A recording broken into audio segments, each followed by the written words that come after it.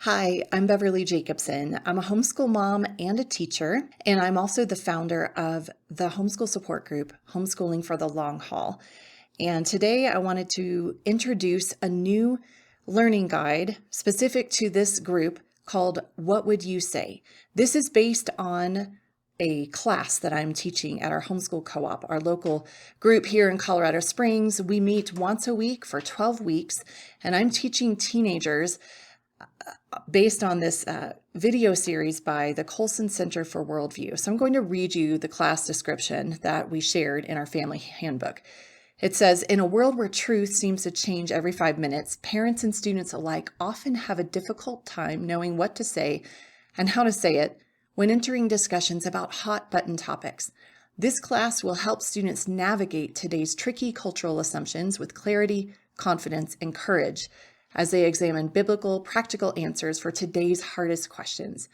Using 5-minute videos from the Colson Center for Worldview's What Would You Say program, the teacher, me, will guide thoughtful discussion related to difficult questions such as, is surrogacy just like adoption? Doesn't love make a family? Isn't abortion healthcare? Is critical race theory biblical? And is gender assigned at birth? Students will first consider topical questions individually, journaling their own ideas, and then engage in class discussion before and after class videos. Students will build a collection of notes as well as biblical references throughout the semester as a practical means to equip themselves to apply what they are learning in real-world conversations. Parents are encouraged to engage with their students on a weekly basis to continue the discussion, plus give students the opportunity to practice what they're learning. Okay, that's the class description that I gave to our co-op administrators so that families could take a look at that and see if this was a good fit for them. The class is full, and as I record this, we are a couple of sessions into this 12-week semester. And so far, the students have really been responding well, and the parents have let me know that they're really excited that we're doing this class. I'm excited because I need to be equipped myself. I have teenagers, I have tweens, I have kiddos that are coming up in a culture that honestly, I just never fathomed that we would be in a place in a time where we're being told that men can become women and vice versa. So that's just scratching the surface of some of the topics here. So as I was thinking about this recently in our Homeschooling for the Long Haul support group, I put out a little poll to see what are the biggest issues, the areas of concern that as parents you have about raising your teenagers in this culture. And the top two were helping them build their own relationship with Jesus and helping them navigate the hot button issues of the day. And I really feel that these two kind of go hand in hand. I think that we can help our kids build their own relationship with Christ if they feel equipped, if they know that they know that they know that He is the way, the truth, and the life, and that there's no other way to stand on truth if we don't go to Him.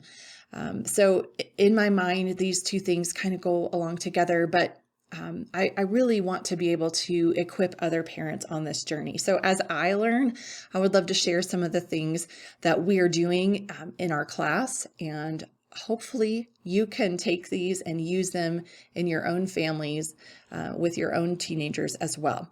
So what we're going to do is basically mimic what I've done in the class, only we're not going to do it in a class setting.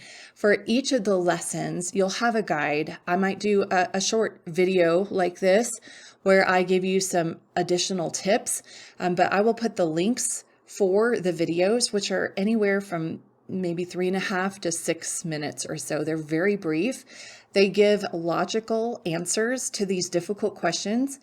They do not give scripture, because we are assuming that if we're engaging with somebody who doesn't agree with us, they may not have the Bible as their moral foundation. So I think it's interesting that a lot of these things that we are learning about in class, they come from what we would call moral or natural law.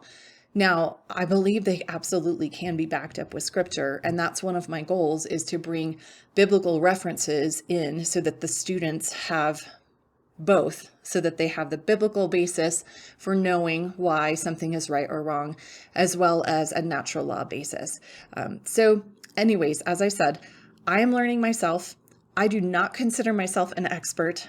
I love the resources that the Colson Center has provided free of charge, and we do support them as a parachurch ministry because we love the work that they're doing. I invite you to see the website, whatwouldyousay.org. But if you would like a guide, if it would benefit you to walk through this with it laid out for you, then that's why I'm putting this guide together, so that you can have access to these tools and maybe some talking points, some biblical references that you can bring up with your own family and in whatever way works best for you. All right, that's the introduction. I can't wait to get started. I hope and pray this will be a blessing to you and your family.